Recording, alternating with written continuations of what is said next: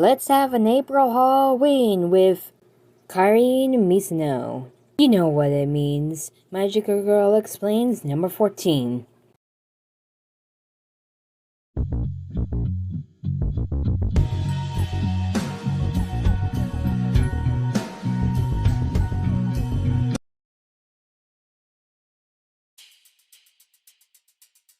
Karin Misono is a 14-year-old magical girl. She is 154 centimeters in height. Her eye color and hair are both purple. She originates from Sakai Ward in Kamihama City. Karin's soul gem is a yellow stars on her witch's hat.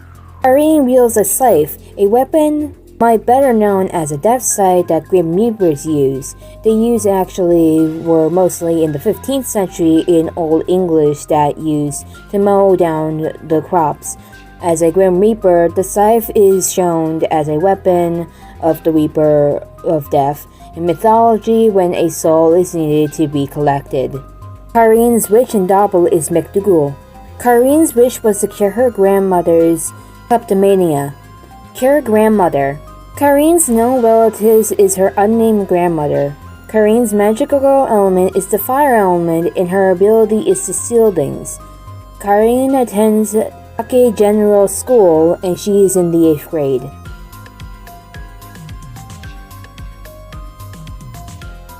Magical girl born on Halloween, or that's what she says at least. Karin loves reading and drawing manga. She even created her own magical girl persona, heavily influenced in her favorite manga, Phantom Thief Magical Karin.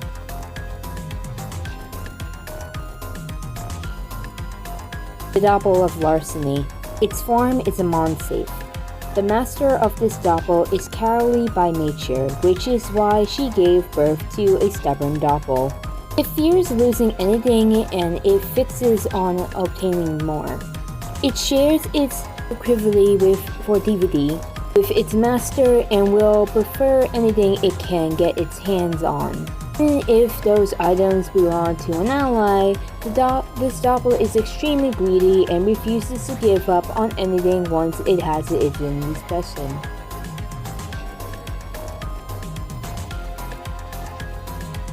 Karin is a second-year student at Sake General School. She's the only member of the school's manga research club. After all the third students graduated, currently she shares a club room with Alia Gray, a member of the arts club. Alia is 16 years old, artistic genius, who is always drawing. In exchange for using the classroom, she teaches Karin how to draw. The story begins with Ali criticizing Karin's manga. As punishment, she takes Karin's strawberry milk. She asks Karin if we'll make a comic for the cultural festival. Karin claims that according to Alia, she can't draw anything good, but Alia says that's because Karin's work is poor. She tells Karin to keep working harder. Karin resolves this one day. Impressed her, after going home, Karin sees her grandma, who is also a manga fan. The two discuss a new issue for their favorite comic, Phantom Thief Girl, Magical Karin. However, Karin lives a secret life as the magical girl born from Halloween, Phantom Thief Karin. Karin selects her targets for the night. She looks at Masara Kagami, who she dismisses as a target because she thinks Masara is too pitiful. Then she goes to Nanaka Katiwa and dismisses her for having a team to watch her back. Then she turns to Yachio Nanami, a 6-year veteran who hunts by herself. Karin picks Nanami as her target and then chooses a magical girl to save. She quickly decides on Kamihama's incomplete magical girl, Kane Akino. Yachio finishes fighting a witch when she hears a voice call out, "Trick or treat!" Karin then attacks her from behind. Yachio dodges and reveals she knows who Karin is. Yachio says she doesn't want to fight, but Karin only has eyes on the grief seeds. Yachio defends against Karin's attacks, but Karin claims she has fallen prey to her Jack Death Scythe and departs. Yachio finds that her grief seeds were gone. Karin narrates that she steals grief seeds from strong magical girls and gives them to the weaker ones. Elsewhere, Kane finds her soul gem is getting dark. She doesn't want to contact Momoko Tokame because she thinks Rena Minami will scold her. Funnily enough, in Kane's thoughts, Rena says she relies too much on Momoko and should rely on Rena more. Karin decides to go hunt for a witch, but when she hears a voice saying it won't be necessary, the voice is Karin's, who gives Kaide another trick-or-treat greeting. Kaide is instantly scared, but Karin says she's only here to offer her a grief seed. Karin then claims she messed it up and says she caused mischief if she is given candy. She asks Kaide to give her a pebble or something similar, and then says she will cause mischief by Kaide a grief seed. Kaide is confused and she is relieved to see a seed. Karin then bids the incomplete magical girl goodbye, knowing Karin and demands the grief seed back from Yachito. When Karin says she doesn't have it, Yachito reveals that she finally let Karin steal the grief seed to see what she would do with it. She tells Karin to stop stealing grief seeds. Karin says she's just trying to save weak girls, but Yachito says that Karin should fight witches herself. She points out that there are even stronger magic girls can run out of energy at critical moments. It explains that Karin is putting lives in danger, though her actions. Karin tries to delay it, but Yachito says Karin should stop relying on others. Yachito admits Karin's intentions are wonderful and leaves. Karin wonders if she's responsible for the deaths of magical girls and if that makes her a villain. Magical girl Karin in peril? What will happen next? Karin narrates the plot of Phantom Thief Magical Karin. It's about a girl who fights devils and demons while stealing magical foci throughout the world.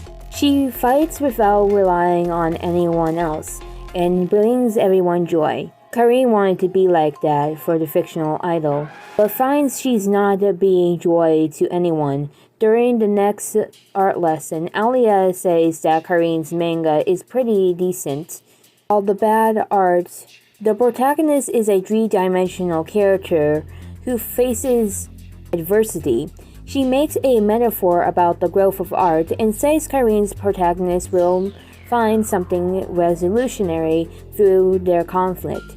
Karin narrates that the manga is drawing her own story and she's the conflicted protagonist. She wonders if she's trying to grow but thinks she's just regretting her actions. At home, she won't even discuss manga with her grandmother. As Karin wonders what to do, her grandmother tells her she's always available to talk. Karin's grandmother says she's dealt with poverty, illness, and struggling business, and claims she will save Karin this time. Karin says it's fine. Later on, Karin tries to fight a witch but fails and runs away. Karin thinks about stealing a grief seed to restore her magic, but realizes she can't do that. Suddenly, Kaide appears. Karin says she's an incomplete one now. Kaide then returns the grief seed she had given by Kaine, and she didn't think it would be the way to use it. The girls formally introduce themselves. When Karin calling herself Incomplete Karin, Momoko and Rena then arrive. The two introduce themselves, and Rena says that Karin is much like Kaide in a rude fashion. Momoko offers to team up with Karin, who admits she never thought of doing that. Karin says she wants to be strong enough to fight a witch on her own, but Momoko suggests taking just a step first. Karin reasonably accepts. The group is able to hunt and defeat a witch. Momoko says Karin looks less bummed out. Karin says she has more confidence. Rena says Karin might overtake Kaide soon. Karin narrates that with Momoko's team, she feels safe, and she has learned that magical girls can be through helping one another. She wonders why she didn't get the idea from the beginning. Karin flashes back to her first fight as a magical girl. When fighting a familiar, she suddenly finds herself holding the familiar's lace. Karin realizes her magic is the power to steal. Instead of fighting witches, Karin uses her powers to steal grief seeds instead. She regulated her actions by giving receipts to weaker magical girls and thinking she was the fantasy magical Karin. In the present, Karin narrates she was just deserving herself. Momoko and Kade are shocked to find Karin burst into tears. Karin narrates that she undergone a change of heart. Decides to fight together with her friends as a normal magical girl. However, at Karin's next lesson, Alia starts yelling at her. Alia says that Karin's manga is garbage and tells her to rip it up. Asks if Karin is ready, please selfish with the contents. Karin says yes. Alia says she's lying. Alia reveals she knows Karin is writing about herself and says that she wants to see Karin to be true to herself. Karin asks if Alia knows about magical girls. Alia claims she doesn't know, but though it was lifelike, she says that this is why it pisses her off, and asks what Karin's protagonist is, what Karin wants to do. She then steals Karin's milk again and leaves angrily. Later, Karin finishes working with Mokoto's team. Mokoto offers to get her food for everyone, but Karin says she's going to go home. Momoko says it feels like Karin isn't pushing her hard into it. Karin is thinking about what Alia said. She feels she wants to be a magical Karin, who can fight without relying on anyone. She flashes back to when she made her wish, which was when she first met her grandmother. Karin's father brought his mother to live with her family. Karin soon loved it to hang out with her. In fact, Karin's grandmother started reading Phantom Thief Magical Karin because Karin liked it. However, one day Karin overheard an argument between her parents. It turned out that Karin's grandmother is a compulsive thief and she came to Karin's house for treatment. When she found out, Karin's mother got angry whenever Karin got close to her grandmother. Karin's grandmother knew her daughter-in-law hated her, and one Halloween told Karin as much. Karin didn't care. Karin's grandmother wonders if someone could exorcise for her illness, just like magical Karin could exorcise demons. Karin offers to exorcise it herself and says it will get if she gets candy. She'll do mischief where she exorcises the demons. This is also the origin for her catchphrase, trick or treat. Karin knew she wouldn't cure her grandmother, but pretended to be magical Karin and tried anyway. And then, on Halloween night, she made a contract with Kyubey. She wished to cure her grandmother's illness and promised to become a magical girl like magical Karin. Karin says her feelings haven't changed since then and wants to fight on her own. Back in the present, Karin finds the witch she couldn't defeat before. She tries to fight it alone, but is knocked unconscious. She is rescued by Kade, who went after Karin because she was acting funny. Kade tells Karin she can't fight by herself yet and says they need to go. Karin wants to be true to herself and says she's still going to fight. She attacks the witch again, but is quickly overpowered.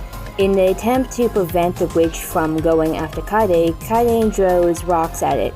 Kade tells Karin to get away and says the rocks won't do anything, but Karin notices the witch is flinching. Karin realizes she imprinted the rock with magic. Karin asks Kade to pick up anything she can lay her hands on and wrap it all up. As she does so, Karin imbues the bag's contents with magic. Flying above the witch and opened it up, the hail of candles destroy the witch. After Karin rejoices in her victory, she says she is now magical Karin, the magical girl she wants to be. She thanks Kade and says she has to leave Mokoto's group, as magical Karin must fight on her own. Kade says to just leave that part of her setting. But Karin says that isn't her. Karin says she graduated from incomplete first, though Kade says she will do someday. With the controversy coming up, Karin shows Alia her new script. Alia says leaves and comes back with strawberry milk, saying that Karin has earned it by no longer lying to herself. Karin then asks about the art. Alia appears to ignore her and goes back to work. But when they say the art, it was garbage.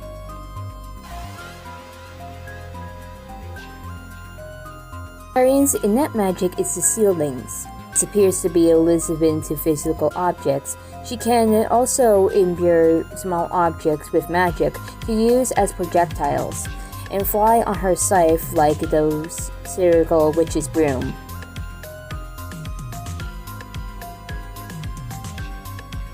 Sergio's last name means dominant and guarded respectfully. Karin's first name means pure.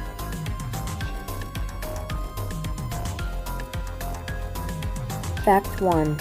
Since Karin Misono was born on Halloween, her magical girl form resembles a cute witch, with a traditional witch hat and riding on her scythe like a broom.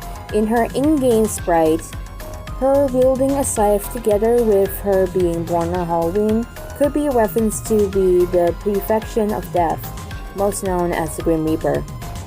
Fact 2. Her doppel may be named after Mcdougal, one of the accomplices in the Burke and Hare murders. This is a famous murder case associated with body snatching and Monsafe.